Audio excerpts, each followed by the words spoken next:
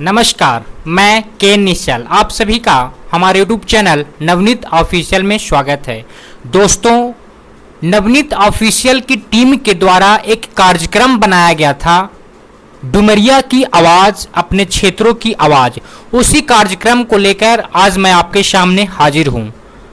मैं आज आपको एक ऐसी शख्सियत से पेश कर रहा हूं, एक ऐसी शख्सियत को आपके सामने ला रहा हूं जिन्होंने इस कोविड-19 के दौर में विषम परिस्थितियों में भी एक अच्छी मुकाम हासिल की है, बड़े एग्जाम में सफलता हासिल करी है।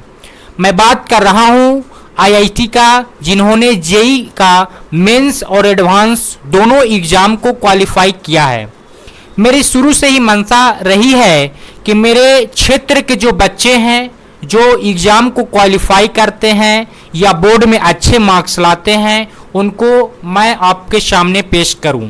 इसी कड़ी में आज मैं जा पहुंचा हूं बजडीहा के रहने वाले दीपक कुमार के पास। तो दीपक, आपने जेईई मेंस और एडवांस के एग्ज़ाम को क्वालिफाई किया, इसके लिए मैं आपको ऑफिशियल टीम की तरफ से बहुत बहुत बधाई देता हूं और आप इस बधाई के पात्र भी हैं। आपको सारे ग्रामवासी आज बधाई दे रहे हैं, पूरा डुमरिया वासी खिल गया है कि आप इतने अच्छे मुकाम हासिल करें। तो मैं इन्हीं सब बातों को आपसे कुछ सवाल जवाब करूंगा, आप बतलाएंगे। तो मैं सबसे पहला मेरा आपसे है कि आप अपना संक्षिप्त परिचय दें, उसके बाद इस कार्यक्रम को मैं आगे बढ़ाऊंगा। Good morning all of you. मेरा नाम दीपक कुमार, पिता चंद्रदास, ग्राम बजडीहा, थाना डुमरिया, जिला गया, बिहार का रहने वाला। दीपक, मेरा आपसे नेक्स्ट सवाल है कि आपने 2020 में बिहार बोर्ड की एग्ज़ाम दिया। एग्ज़ाम देने के बाद 7-8 दिन के बाद अचानक हमारे प्रधानमंत्री माननीय श्री नरेंद्र मोदी जी के द्वारा घोषणा की जाती है लॉकडाउन की। हम लोग उस वक्त छुट्टियां भी नहीं मना पाए थे, बोर्ड एग्ज़ाम का हम लोग छुट्टियां भी नहीं मना पाए थे और तुरंत लॉकडाउन लग गया। फिर हम लोगों का बोझ बढ़ा कि एग्ज़ाम देना है, आपको जेईई का एग्ज़ाम देना था। तो इस विषम परिस्थितियों में भी आपने कैसे तैयारी की, कहाँ से आपके जो दिक्कतों का सामना करना पड़ रहा था उसका सॉल्यूशन मिला, ये आप मुझे बतलाएं। मैंने 12th का एग्ज़ाम दे करके और होली मनाने के लिए घर चला गया। फिर मैंने सोचा कि अब चले जाते हैं अपना पढ़ाई जेईई मेंस का तैयारी करने। फिर एक न्यूज़ उधर से आई कि कोविड-19 के कारण पूरा भारत बंद, संपूर्ण लॉकडाउन लग गया।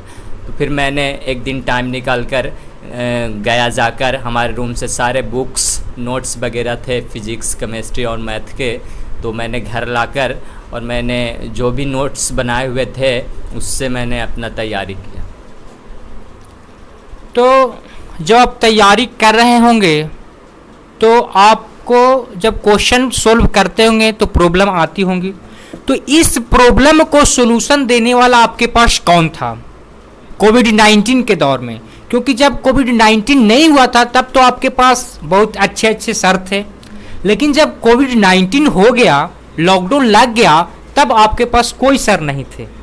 तब आपको कौन हेल्प कर रहा था, ये बतलाइए। मैं जब घर पे गया तो मैंने जेईई मेंस का तैयारी करने के लिए मैंने यूट्यूब से हेल्प लिया, और कभी मेरा दिक्कत मैथ्स वगैरह बनाने में दिक्कत होता था तो मैंने डॉटवर्ड का और इंस्टा सोल्व का भी प्रयोग किया।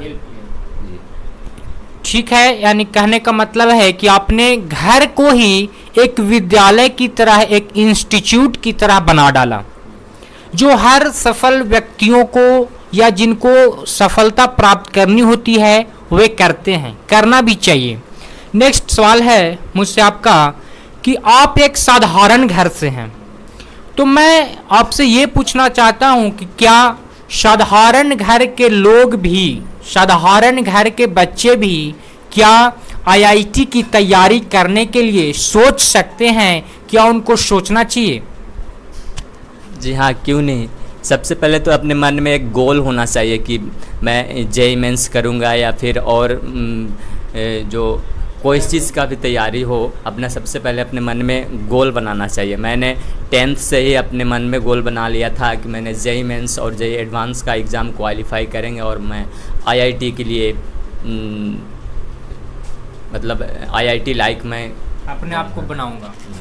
नेक्स्ट सवाल है आपसे कि आपको कहाँ ये खबर मिली, कहाँ से ये उत्सुकता जागी कि आप आईआईटी की तैयारी कर सकते हैं, क्वालिफाई भी कर सकते हैं? यानी कुल मिलाकर मेरा कहने का मतलब आपसे ये है कि आपको सबसे पहले कहाँ पता चली कि आईआईटी भी कोई चीज़ होता है, उसके भी एग्ज़ाम क्वालिफाई करने होते हैं? क्योंकि हम लोग एक साधारण गांव से आते हैं, वहाँ ये नहीं पता होता है कि जब हम जाएंगे तो 12th की तैयारी करेंगे, उसके साथ साथ कंपटीशन की भी तैयारी करनी होगी।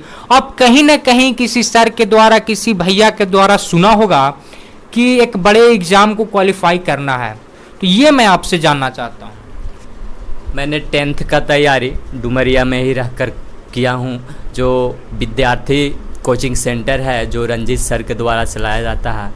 मैं उन्हीं से ज़्यादा हेल्प लिया हूँ कि मैं आगे क्या करूँ। मेरा आईआईटी है एम, तो उन्होंने रास्ता बताया कि पहले 10th पास करने के बाद तुम 12th में मतलब 75 मार्क्स आएगा, तुम थी जेईई मेंस के लिए एलिजिबल हो जाएगा। तो मैंने अपना तैयारी 12th बोर्ड के लिए तैयारी किया और फिर जेईई मेंस के लिए और जेईई एडवांस के लिए तैयारी किया, जो मैंने आज क्वालिफाई कर गया। मेरा आपसे नेक्स्ट क्वेश्चन है कि आप अपने छोटों को किस तरह कहेंगे, किस तरह समझाएंगे कि आप भी इस एग्ज़ाम को क्वालिफाई कर सकते हो? कब से मनसा जागनी चाहिए, कब से बातें दिमाग में चलने लगनी चाहिए कि हाँ कोई एग्ज़ाम है, उसको हमें क्वालिफाई करना है, एम बनाना है?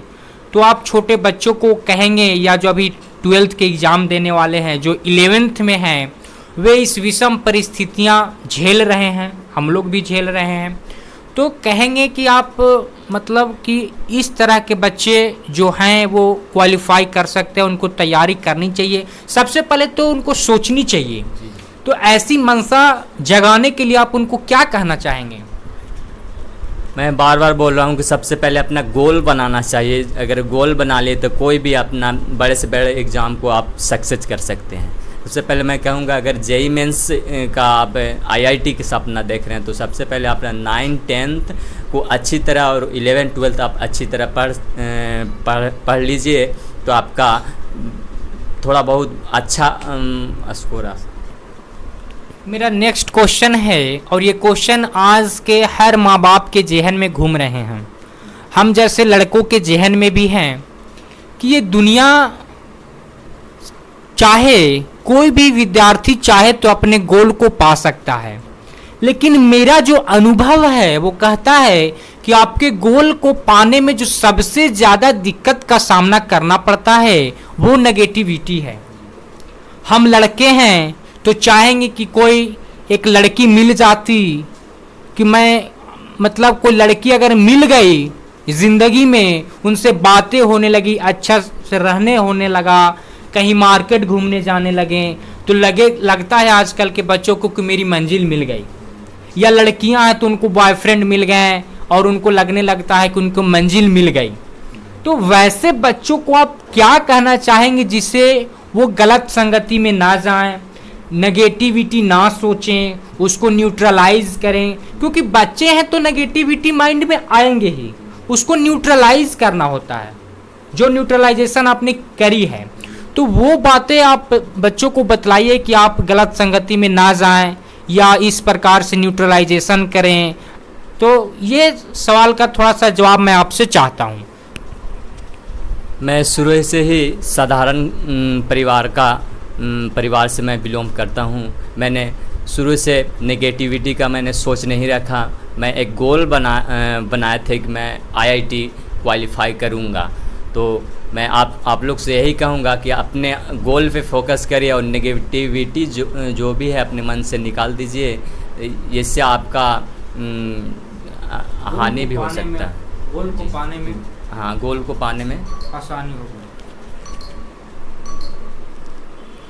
तो दोस्तों, आज मैं आपसे डुमरिया की आवाज़ कार्यक्रम में डुमरिया के रहने वाले, उनका जो ग्राम है वो बसडीहा के रहते हैं, वो SC ST से बिलोंग करते हैं। तो मेरा एक क्वेश्चन आपसे है दीपक बाबू कि क्या SC ST के छात्रों को आप कहना चाहेंगे, क्योंकि SC ST के छात्र जो होते हैं, मेरी मंशा रही है कि उन्हें थोड़ा सा मेहनत कम करना होता है और गोल को अचीव किया जा सकता है। तो आप अपने रिलेशनशिप दोस्तों को क्या बतलाना चाहेंगे कि मतलब वो भी इस बड़े से कंपटीशन की तैयारी करने लगें और उनको कम मेहनत में भी सफलताएं मिल जाएगी? ये बातें आप उनको किस तरह बतलाना चाहेंगे? अगर आप थोड़ा सा भी अगर मेहनत कर दीजिएगा तो आप बड़े से बड़े एग्ज़ाम को क्वालिफाई कर दिए, क्योंकि हम लोग का जो SC ST में है आरक्षण है। आप थोड़ा सा भी मेहनत कर दीजिएगा तो आपका क्वालिफाई हो जाएगा। तो बहुत बहुत धन्यवाद दीपक बाबू कि आपने हमारे लिए वक्त निकाला, हमसे मुलाकात करी। मैं आपसे वादा करता हूँ कि आप जब कॉलेज में चले जाएंगे, आपको IIT कॉलेज मिल जाएगा, तो मैं आपसे फिर मिलने की कोशिश करूँगा और हमारे जो दर्शक हैं उनसे आपको मिलवाने की कोशिश करूँगा। तो आज के लिए इतना ही। अगर आप मेरे चैनल पे नए हैं तो चैनल को सब्सक्राइब कीजिएगा, वीडियो पसंद आए तो लाइक करें और दोस्तों के साथ शेयर करें। फिर मिलूँगा आपसे एक ऐसे ही रोचक खबरें लेकर, तब तक के लिए धन्यवाद।